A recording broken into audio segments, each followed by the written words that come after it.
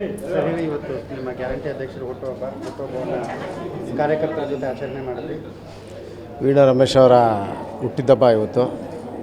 Guarantee ಅಧ್ಯಕ್ಷರು, ಮಾಜಿ block ಅಧ್ಯಕ್ಷರು, ಸತತವಾಗಿ ಕಾಂಗ್ರೆಸ್ಸಲ್ಲಿ ನಿರಂತರವಾಗಿ ಕಾಂಗ್ರೆಸ್ ಪಕ್ಷಕ್ಕೆ ಗ್ರಾಸ್ ರೂಟ್ ಲೆವೆಲಿಂದ ಕೆಲಸ ಮಾಡ್ಕೊಂಬಂದಿರೋರು. ಇವತ್ತು ಅವರು ಕಮಿಟಿ ಅಧ್ಯಕ್ಷರಾಗಿದ್ದರಿಂದ ಮೆಂಬರ್ಗಳೆಲ್ಲ ಅವ್ರು ಹುಟ್ಟಿದಬ್ಬ ಆಚರಣೆ ಮಾಡಬೇಕಂತ ನಿನ್ನೆ ಮಾಹಿತಿ ಬಂತು. ಚಿಕ್ಕದಾಗೆ ಅವ್ರ ಮೆಂಬರ್ಗಳು ಮಾತ್ರ ಕರೆದು ಇಲ್ಲಿ ಒಂದು ಕೇಕ್ ಕಟ್ ಮಾಡಿಸಿ ಅವ್ರಿಗೆ ವಿಶ್ ಮಾಡೋಕ್ಕೆ ಎಲ್ಲರೂ ಬಂದಿದ್ದಾರೆ. ದೇವರವ್ರಿಗೆ ಆಯಸ್ಸು ಆರೋಗ್ಯ ಕೊಡಲಿ, ಮುಂದಿನ ದಿವಸದಲ್ಲಿ ಇನ್ನೂ ಒಳ್ಳೆಯ ಸ್ಥಾನ ಬರಲಿ, ಇನ್ನು ಅವ್ರಿಗೇನೇನೋ ಆಸೆಗಳೆಲ್ಲ ಈಡೇರಲಿ ಅಂತ ಹೇಳ್ತಾ, ಮುಂದಿನ ದಿನಗಳಲ್ಲಿ ಈ ಕ್ಷೇತ್ರಕ್ಕೆ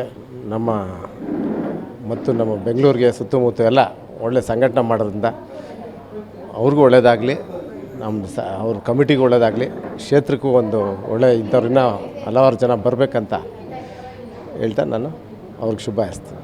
ಸರ್, ಈಗ ಕಾಂಗ್ರೆಸ್ನಲ್ಲಿ ಸಾಕಷ್ಟು ಜನರಿಗೆ ಸರ್ಕಾರದಲ್ಲಿ ಅನೇಕ ಒಂದು ಸ್ಥಾನಮಾನಗಳನ್ನು ಕೊಡುವ ಕ್ಷೇತ್ರದ ಕಾರ್ಯಕರ್ತರಿಗೆ ಯಾವಾಗ ಸ್ಥಾನಮಾನಗಳು ಸಿಗ್ಬೋದು? ಈಗಾಗಲೇ ಕೊಟ್ಟಿದ್ದಾರೆ. ಈಗ ನೋಡಿ, ಬ್ಲಾಕ್ ಅಧ್ಯಕ್ಷರಿದ್ದಾರೆ, ಲ್ಯಾಂಡ್ ಟ್ರಿಬ್ಯುನಲ್ ಮೆಂಬರ್ ಇದ್ದಾರೆ, ಇಬ್ಬರು ಇದ್ದಾರೆ, ಸೋಷಿಯಲ್ ಮೀಡಿಯಲ್ಲಿದ್ದಾರೆ, ಮತ್ತು ಎಲ್ಲ ವಾರ್ಡ್ ಮಟ್ಟದಲ್ಲಿದ್ದಾರೆ. ಈಗ ಮಹಿಳಾ ಘಟಕದಲ್ಲಿ ಮತ್ತು ಗ್ಯಾರಂಟಿ ಯೋಜನೆಗೆ ಇಬ್ಬರು ಅಧ್ಯಕ್ಷರಿದ್ದಾರೆ. ಆಮೇಲೆ ಈಗ ಡೈರೆಕ್ಟ್ರುಗಳು ನಾವು ಒಂದು 4 ಕೇಳಿದ್ದೀರಿ, ನೋಡ್ಬೇಕು, ಯಾಕಂದರೆ ಇಡೀ ರಾಜ್ಯಕ್ಕೆ ಕೊಡಬೇಕಾಗುತ್ತಲ್ಲ, ಹಂಗಾಗಿ ಎಲ್ಲರಿಗೂ ಮಾಡ್ತಾಯಿದ್ದಾರೆ, ಪಕ್ಷ ಇಲ್ಲ ಅಂತಿಲ್ಲ, ಅವ್ರು ಕೆಲಸಗಳು ಮಾಡ್ತಾಯಿದ್ದಾರೆ. ಇವಾಗ 5 ಗ್ಯಾರಂಟಿ ಯೋಜನೆಗಳು ಜನಕ್ಕೆ ತಲುಪ್ತೈತೆ. ತಾಲೂಕು ಆಫೀಸಲ್ಲಿ, ಸರ್ಕಾರಿ ಆಫೀಸಲ್ಲಿ 2 ಆಫೀಸ್ ಇದೆ ನಮ್ಮದು.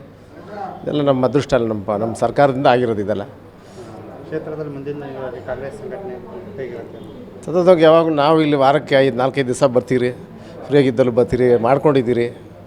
ಎಲ್ಲದಕ್ಕೂ ಶೋ ಮಾಡಬೇಕಂತೇನಿಲ್ಲ, ಟೈಮ್ ಬಂದಾಗ ಮಾಡೋಣ, ಶೋ ಮಾಡೋಣ. ಯಾರೋ ಲಾಸ್ಟಲ್ಲಿ ಗಾಳಿಗಳು ಬಂದ್ಬಿಟ್ಟು ಅದು ಒಂದ್ಸಲಿ ಜನ ಯಾಮಾರ್ಬೋದು, 4-5 ತಿಂಗಳಲ್ಲಿ ಗಾಳಿ ಎಬ್ಬರಿಸ್ಬಿಟ್ಟು. ನಾವು ಫುಲ್ ಟೈಮು ಗ್ರಾಸ್ ರೂಟ್ಲಿಂದ ಕೆಲಸ ಹೇಳ್ದೆಲ್ಲ, ಅವಾಗ ಇಂಥ ಒಳ್ಳೆ ಕಾರ್ಯಕರ್ತರಿದ್ದಾರೆ. ಹಳೆಯೊಬ್ಬರು ಹೊಸೊಬ್ಬರೆಲ್ಲ ಸೇರಿಸ್ಬಿಟ್ಟು ಒಂದು ಇವ್ರನ್ನ ಕರ್ಕೊಂಬರೋಣ, ತರೋಣ. ಈಗ ಬೇರೆಲ್ಲ ವಿಂಗಡಣೆ ಅದೆಲ್ಲ ಅಂತ ಹೇಳ್ತಾಯಿದ್ದಾರೆ. ಆಗಲಿ ಆಗದಿರೋ ಹೋಗಲಿ, ಇಲ್ಲೊಂದು ಚೇಂಜಸ್ ಮಾಡೋಣ ಅಂತ